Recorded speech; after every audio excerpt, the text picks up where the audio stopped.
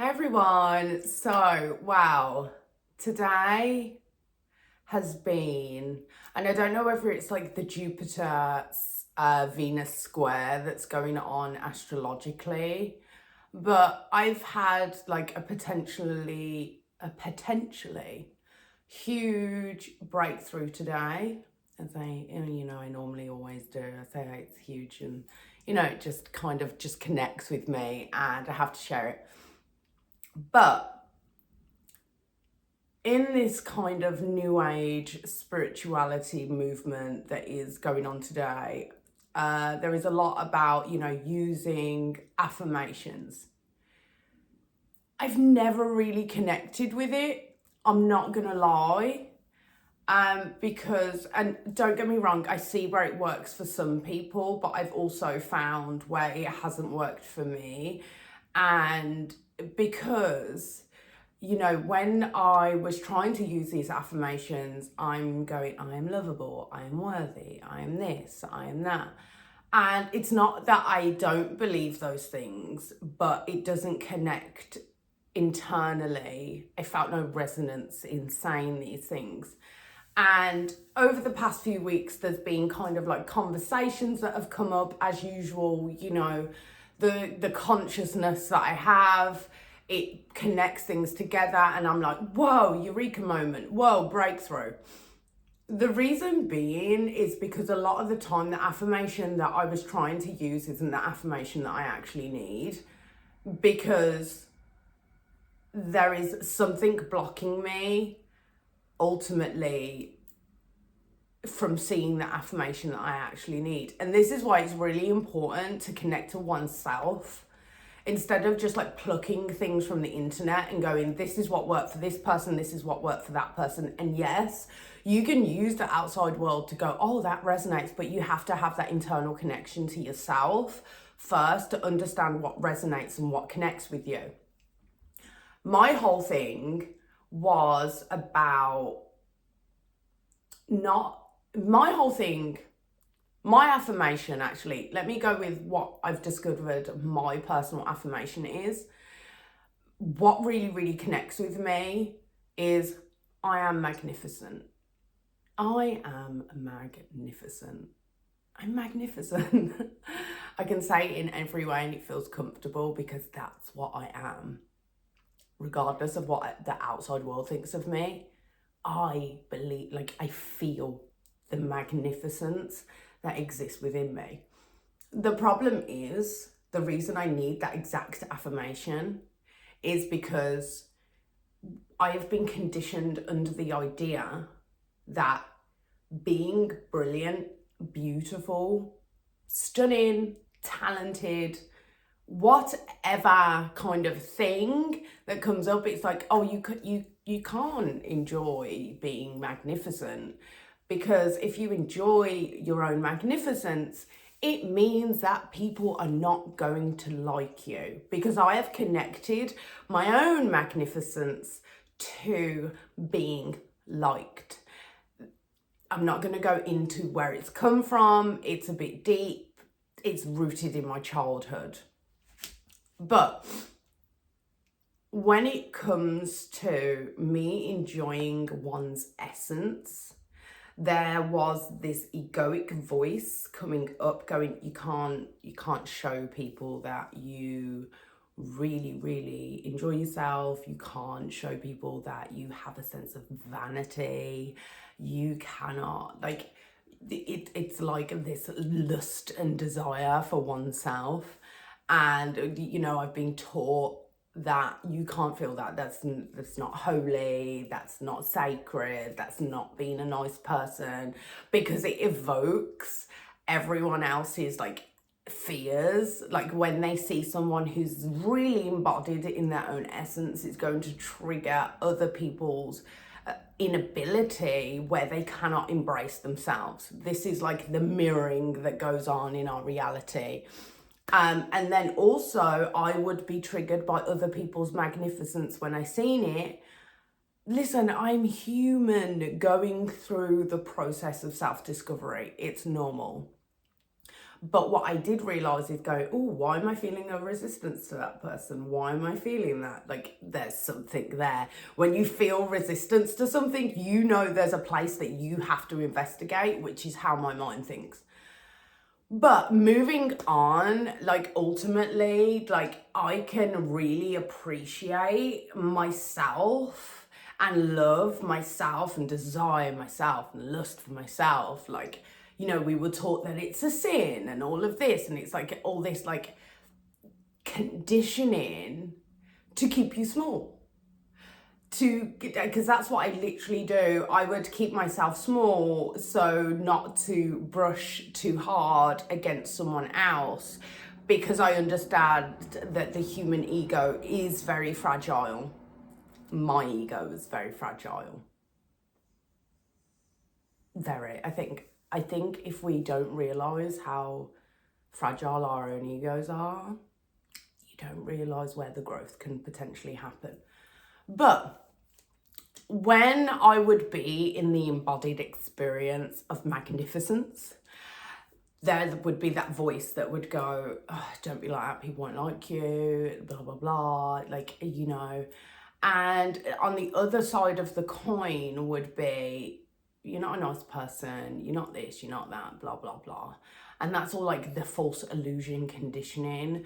But you have to understand that your affirmation is found on the other side of fear. Because ultimately, for me to embody my own magnificence, there would be this deep-seated fear that ultimately I wouldn't have the capability to be loved because other people are not going to like me. It is not the fact that my magnificence makes me not loved. It's the fear. It's the illusion.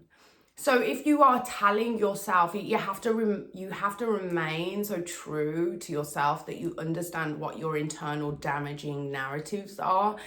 Then go, what's on the other side of the coin? If that's fear, what's on the other side of the coin? If I'm navigating out of fear and telling myself a constant affirmation that is actually damaging to my own spiritual psyche, then what is on the other side of that? What's empowering? Mine is, you are so magnificent that people have no choice but to love you.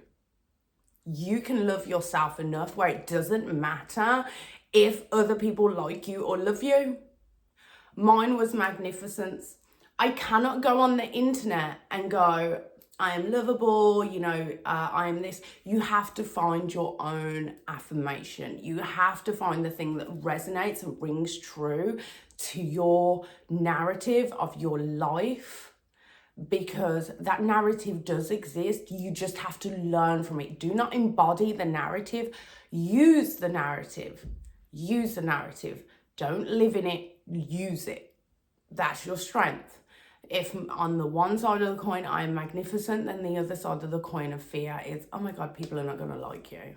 Like, it's all false. But this is why affirmations, I find, listen, and I've spoken to many people who felt exactly the same to me, that then when they say these affirmations that, you know, other people write, or they've seen what works for others and it doesn't work, the reason being is because ultimately, for an affirmation to work, you have to believe in it. And to believe in it is ultimately to have something that exists in you first for it to evoke and work for you. It's as simple as that. You have to be connected to yourself. You have to seek the journey through the self. Through the self. Meet the self. Otherwise, the journey is futile. You cannot just get information off the internet. You have to pay attention. Oh, does my body like that? Oh, does that feel good? Oh, does that feel more negative? Because it's negative, it doesn't mean bad, but I'm still feeling it, which means it still resonates. Does that make sense? But me, when I'm using that, I am lovable, I am worthy,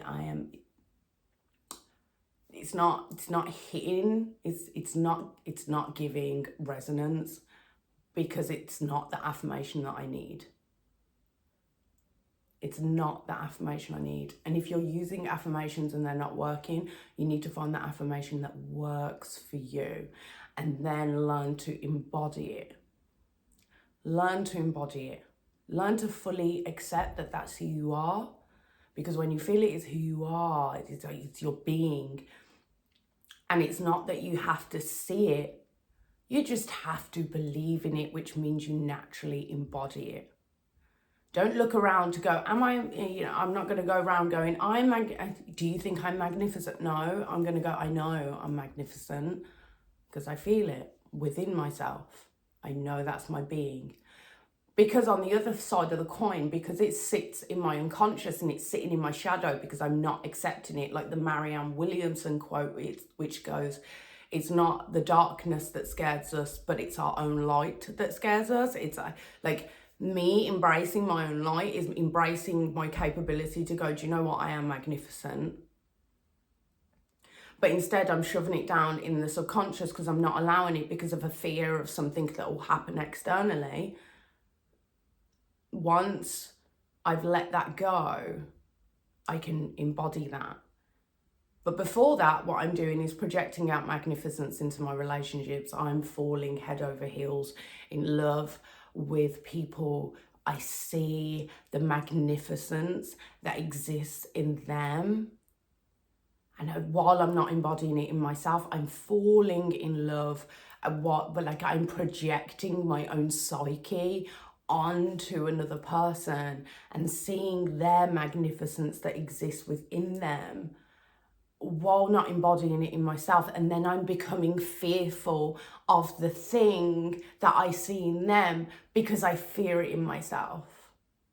Relationships are mirroring. 110%.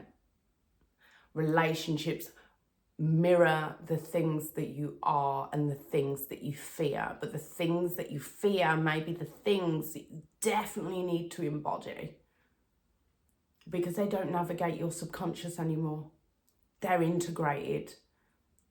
The Carl Jung quote that goes, until the unconscious is made conscious, it will rule your life and you will call it fate. I would not allow parts of me to exist in my subconscious to navigate my life in such a way because I'm scared of it. And it sounds ridiculous. Like even saying it out loud to myself is going, I was scared of being magnificent. It sounds ridiculous. But it's true. To be your truest self can be the most revolutionary act. To be magnificent is my own revolution.